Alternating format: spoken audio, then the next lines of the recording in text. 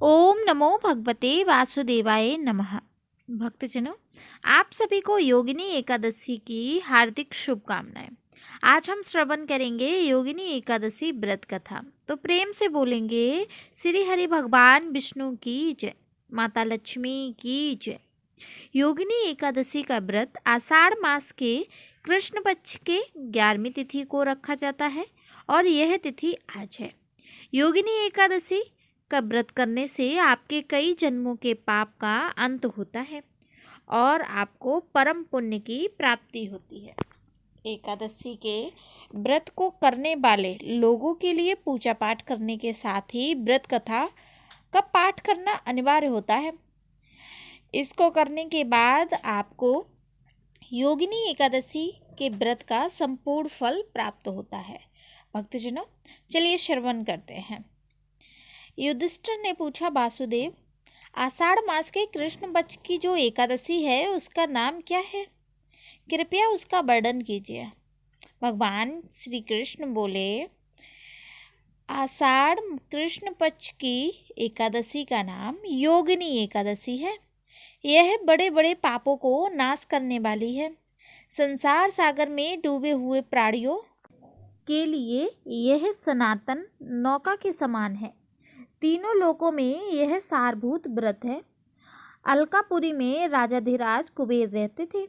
वे सदा भगवान शिव की भक्ति में तत्पर रहने वाले थे। उनके हेममाली नाम वाला एक यक्ष सेवक था जो पूजा के लिए फूल लाया करता था। हेममाली की पत्नी बड़ी ही सुंदरी थी। उसका नाम विशालाक्षी था। वह यक्ष काम पास में आबुद्ध होकर सदा अपनी पत्नी में आसक्त रहता था। एक दिन की बात है, हेममालिनी मानसरोवर से फूल लाकर अपने घर में ही ठहर गया और पत्नी के प्रेम का रसास्वादन करने लगा। अतः कुबेर के भवन में न जा सका। इधर कुबेर मंदिर में बैठकर शिव जी की पूजन कर रहे थे। उन्होंने दोपहर तक फूल आने की प्रतीक्षा की।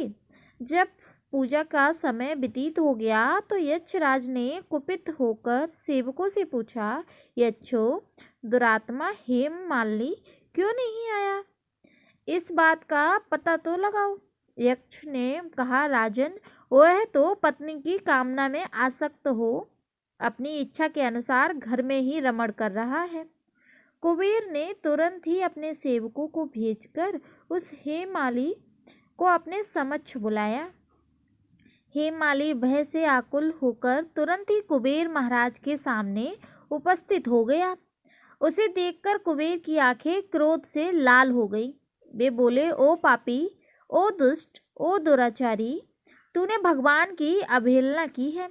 अतः कोढ़ से युक्त और अपनी उस प्रियतमा से युक्त होकर इस स्थान से भ्रष्ट होकर चला जा। कुबेर के ऐसा कहने पर वह उस स्थान से नीचे गिर गया। उस समय उसके हृदय में महान दुख हो रहा था। कोढ़ों से सारा शरीर पीड़ित था, परंतु शिव पूजा के प्रभाव से उसकी स्मरण शक्ति लुप्त नहीं होती थी। पातक से दबा होने पर भी वह अपने पूर्व कर्म को याद करता रहा। तदनंतर इधर उधर घूमता हुआ वह पर्वतों में श्रेष्ठ मेरुगिरी के शिखर पर गया और वहां उसे तपस्या के पुंज मुनिवर मार्कंडेय जी का दर्शन हुआ। पाप कर्मा यक्ष ने दूर से ही मुनि के चरणों में प्रणाम किया। मुनिवर मार्कंडेय ने उसे भय से कांपते देख परोपकार की इच्छा से निकट बुलाकर कहा, तुझे कोढ़ के रोग ने कैसे दबा लिया? तू क्यों इतना अधिक निंदनीय जान पड़ता है? तो यक्ष बोला, मैं महाराज कुबेर का अनुचर हूँ। प्रतिदिन भगवान शिव की पूजा के लिए मानसरोवर से कमल पुष्प लाकर कुबेर के भवन में पहुंचाना मेरा कर्म था। लेकिन एक दिन पत्नी के साथ रमण करते हुए मुझे समय का ज्ञान न रहा और पुष्प ले जाने में विलंब हो गया। इससे कुबेर महाराज ने क्रोधित होकर श्राप दिया है और मैं कोढ़ से पीड़ित हूँ। पत्नी के वियोग से दुखी होकर दर दर भटक रहा हूँ। आज किसी पुण्य कर्म से मैं आज आपके सक्षम उपस्थित हुआ हूँ। ऋषियों का स्वभाव दयालु और परोपकार वाला होता है।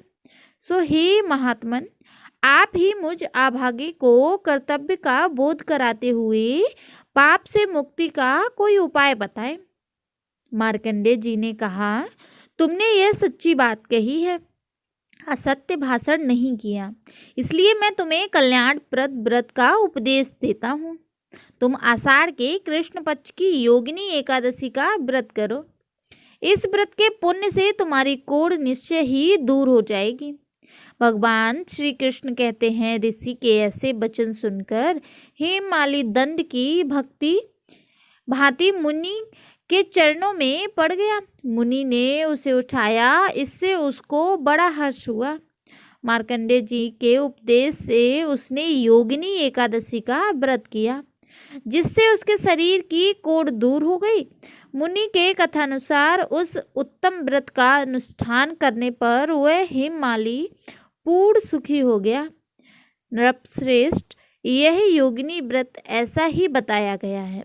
जो 88,000 ब्राह्मणों को भोजन कराता है, उसके समान ही फल उस मनुष्य को मिलता है जो योगिनी एकादशी का व्रत करता है। योगिनी महान पापों को शांत करने वाली और महान पुण्य फल देने वाली है। इसके पढ़ने और सुनने से मनुष्य सब पापों से मुक्त हो जाता है। भक्तजनों, ऐसी है हमारी योगिनी एकादशी व्रत कथा। प्रेम से बोलेंगे भगवान विष्णु की जय।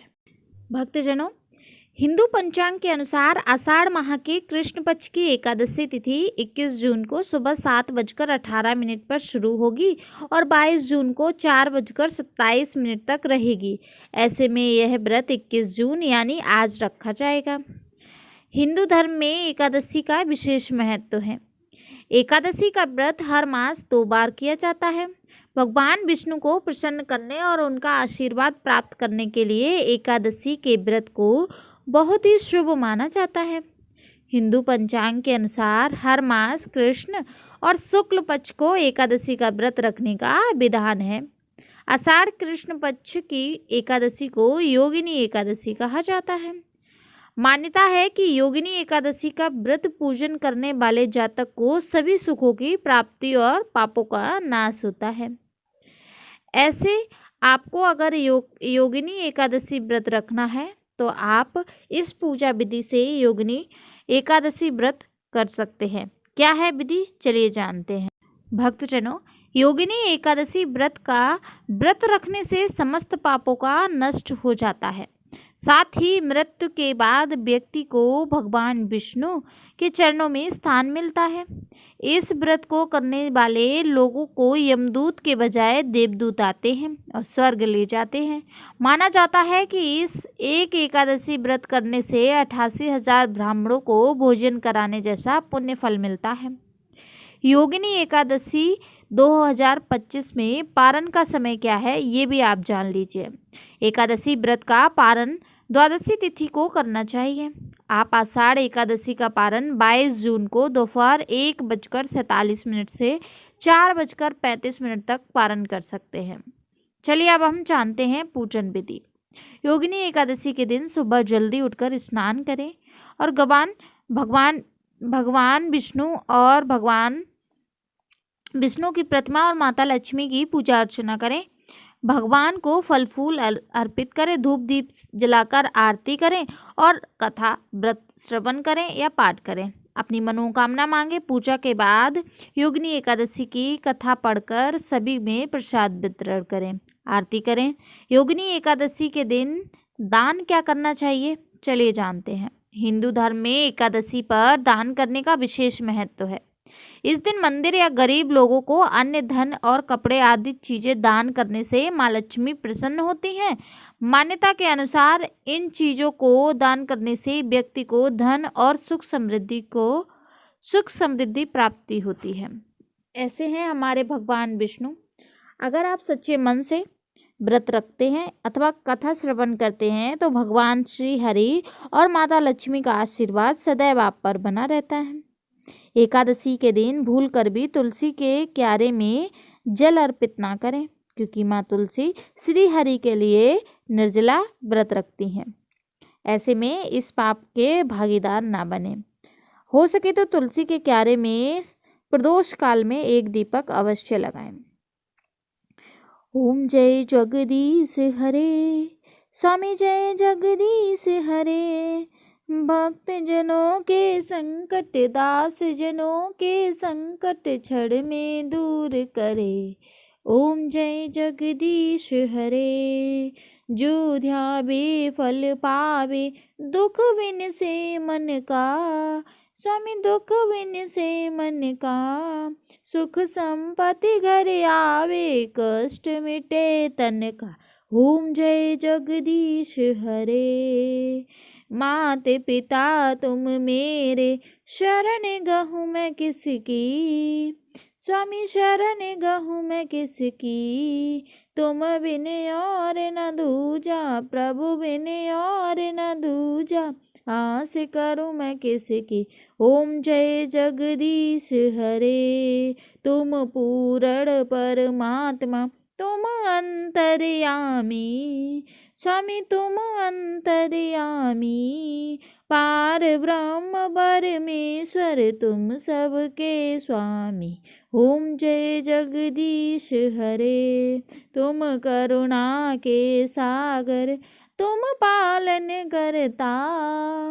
स्वामी तुम पालन करता। मैं मूर्ख कल कामी, मैं सेवक तुम स्वामी। कृपा करो भरता। ओम जय जगदीश हरे। तुम हो एक अगोचर, सबके प्राणपति। स्वामी सबके प्राणपति। किस विधि मिलूं दया मैं तुमको, मैं कुमति। ओम जय जगदीश हरे। दीन बंधु दुख हरता, तुम ठाकुर मेरे। स्वामी तुम रक्षक मेरे। अपने हाथ उठाओ, अपनी शरण लगाओ, द्वार पड़ा तेरे। ओम जय जगदीश हरे। विषय विकार मिटाओ, पाप हरो देवा। स्वामी कष्ट हरो देवा। श्रद्धा भक्ति बढ़ाओ, संतन की सेवा। ओम जय जगदीश हरे। तन मन धन सब कुछ है तेरा। स्वामी सब कुछ है तेरा। तेरा तुझको अर्पण क्या लागे मेरा। ओम जय जगदीश हरे। श्री जगदीश की आरती जो कोई नर गावे। स्वामी प्रेम सहित गावे। कहते शिवानंद स्वामी, मन वांछित फल पावे। ओम हर हर हर महादेव।